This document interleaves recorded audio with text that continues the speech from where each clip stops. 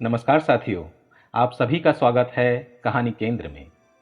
मेरा नाम है मलय भट्टाचार्य। आज आप सुनेंगे लेखक अमरकांत द्वारा लिखी एक कहानी जिसका शीर्षक है कबड्डी।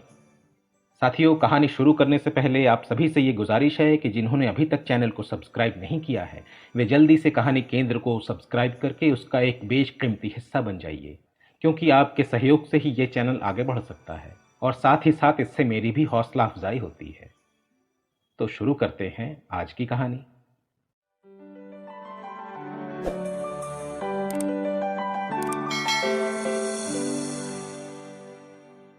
मैं एक दिन फंस गया।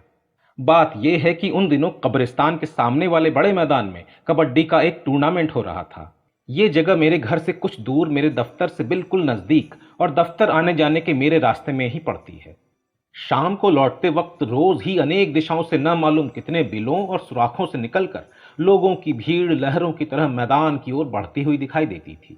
इस भीड़ में निम्नतम वर्गों के छोटे छोटे छोकरों से लेकर 70-80 वर्ष तक के सभी उम्र के लोग होते थे। उस समय बड़ी हंसी आती थी जब मैले जांघिए, लुंगी, पायजामा और धोती वाली इस मिश्रित भीड़ के पीछे बिना हाड़ मांस का कोई निहायत बूढ़ा आदमी इस तरह घिसटते हुए चलता नजर आता है जैसे किसी गधे की पूंछ में शरारती लड़कों द्वारा बांधी गई कोई लकड़ी या पुराना कनस्टर।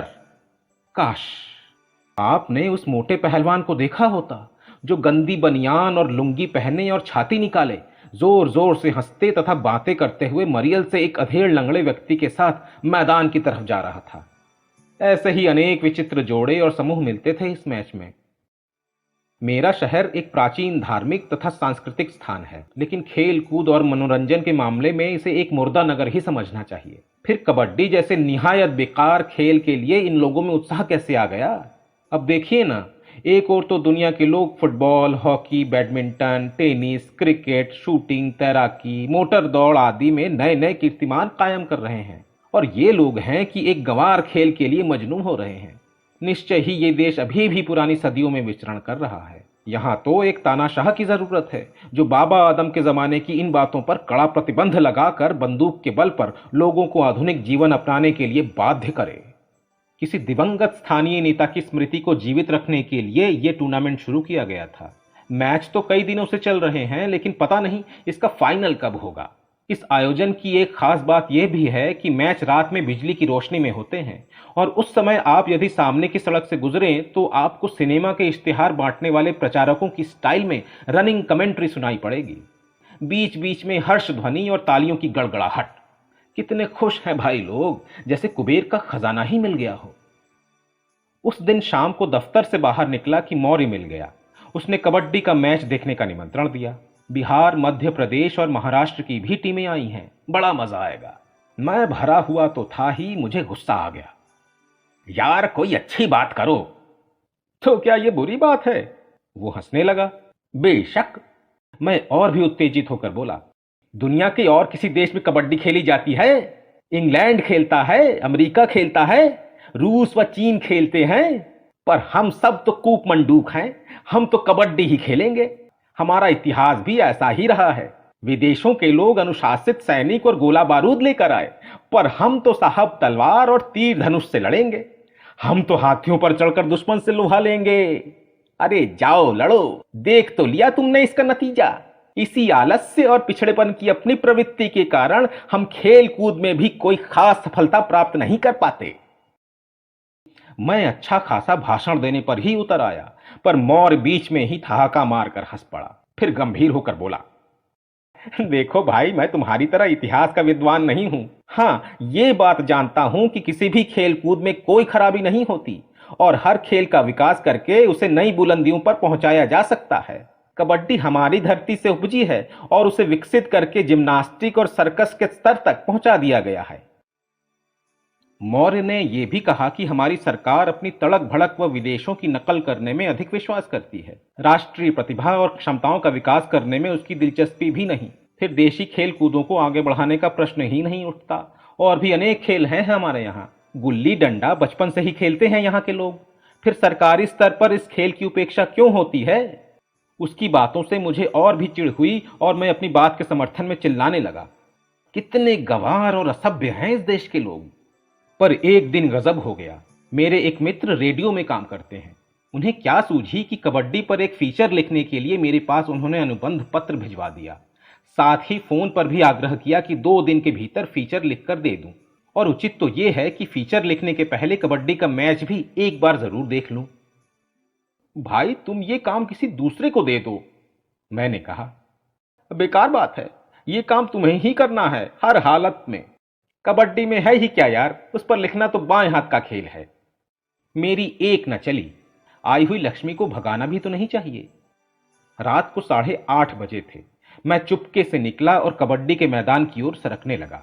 बीच सड़क पर एक गपोड़िए रिश्तेदार मिल गए तो कुछ देर भी हो गई, पर संयोग ही बिगड़ा हुआ था। कहा भी गया है कि जैसी नीयत वैसी बरकत। आकाश में पहले से ही भूरे भूरे बादल छाए थे। बिजली बार बार चमक रही थी। हवा में भी तेजी आ गई थी। मैं ज्यों ही टिकट लेने के लिए खिड़की पर पहुंचा कि हवा काफी तेज चलने लगी। चारों ओर धूल छा गई।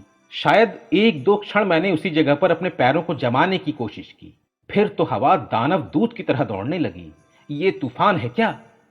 सहसा हवा गरजने, गुर्राने, चीखने, चिल्लाने, कराहने, सिसकारने आदि की अनेक आवाजें निकालने लगीं। इसके साथ ही तेज पानी भी गिरने लगा। और ये पट पट की आवाज कैसी? क्या गर्मी के इस मौसम में ओले भी गिर रहे हैं? मैं भागा, पर हवा भागने नहीं देती। कभी वो आगे से रोक देती और कभी नीचे पटकने पर ही उतारू हो जाती। क्या ये बुढ़िया की आंधी है? सचमुच वो हाकिन डाकिन की तरह गुस्से में हुंकारती सैकड़ों मील की रफ्तार से दौड़ती हुई आ रही थी। अचानक शहर की रोशनी भी गुल हो गई। पानी से मैं सराबोर हो गया और तेज ठंड से कांपने लगा। सामने शायद कोई झोपड़ी नुमा चीज थी। मैं उसी के अंदर घुस गया। ये उसी ग्वाले की झोपड़ी थी जिसने बाद में दूध का कारोबार छोड़कर भट्टे का काम शुरू कर दिया था, और इसीलिए ये जगह पिछले 1 वर्ष से पशु शून्य थी। पर अंदर पहुंचकर मैं किसी से टकराया और गिरते गिरते बचा। कौन है जी? किसी की भय मिश्रित कांपती हुई आवाज थी। किसी ने 2-3 बार टॉर्च जलाई। वो झोपड़ी लोगों से खचाखच भरी थी। कब घुसे ये लोग झोपड़ी में? सभी पानी से तरबतर थे। सामने वो मोटा पहलवान और लंगड़ा मरियल व्यक्ति पास ही खड़े थे। टॉर्च की रोशनी में मुझे 2 नौजवान ऐसे भी दिखाई पड़े जो सिर्फ लंगोटे में थे। मालूम होता है कबड्डी खेलते समय अचानक तूफान आ गया और वे कपड़े भी नहीं बदल पाए। तूफान की भयंकर हड़हड़ाहट के नीचे बकरी भेड़ की तरह में बे बे की विचित्र आवाजें झोपड़ी के अंदर अचानक उभरती थी और डूब जाती थी। हाय अल्लाह! हे हनुमान जी रक्षा करो! अब क्या होगा? अब क्या होगा? प्रलय है, प्रलय! अब सब खत्म। एक दीवार पहले ही से गिरी है। अम्मा कई दिनों से बुखार में पड़ी है। किसी से मुलाकात नहीं होगी। टॉर्च 2-3 बार फिर जली। मोटा पहलवान गिड़गिड़ाती हुई आवाज में पूछ रहा था, ये दादा, हम बच जाएंगे? ये आखिरी है, ये दादा। ए भैया, घबराओ नहीं, हिम्मत से काम लो, सब ठीक होगा। उसका मरियल सा लंगड़ा साथी समझा रहा था।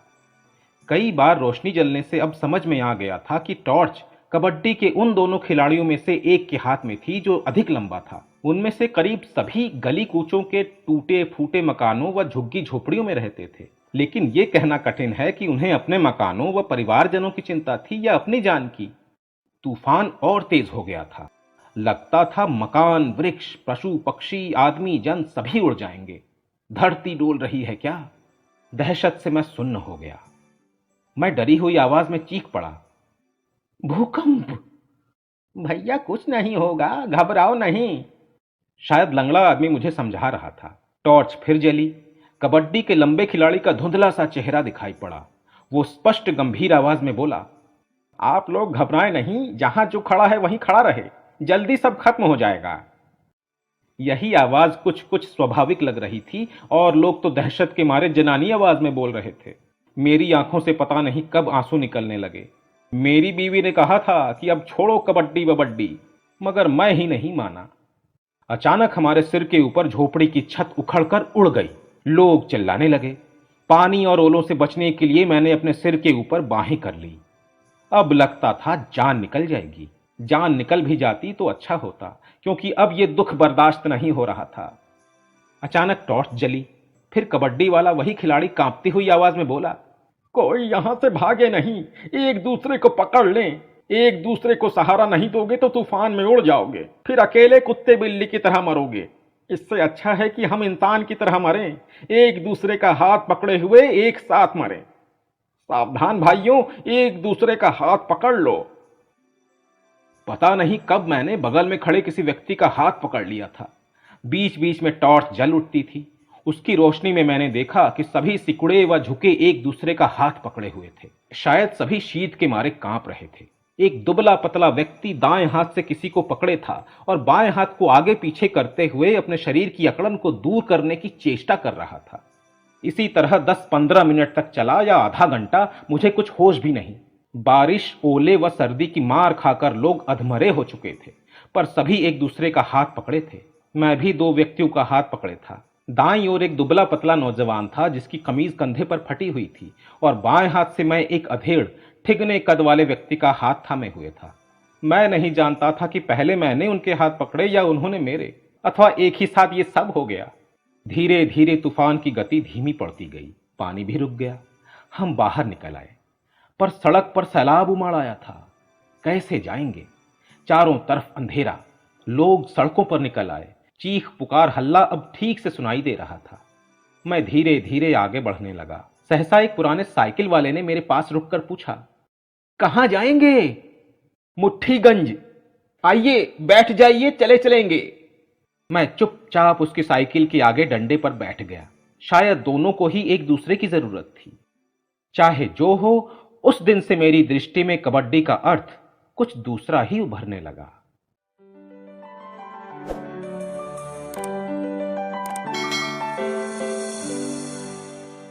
साथियों, अभी आप सुन रहे थे लेखक अमरकांत की लिखी कहानी कबड्डी। ये कहानी आपको कैसी लगी मुझे कमेंट सेक्शन में बताइएगा। अच्छी लगने पर इसे लाइक और अपने जानने वालों में शेयर करिएगा ताकि वे भी इसका आनंद उठा सकें।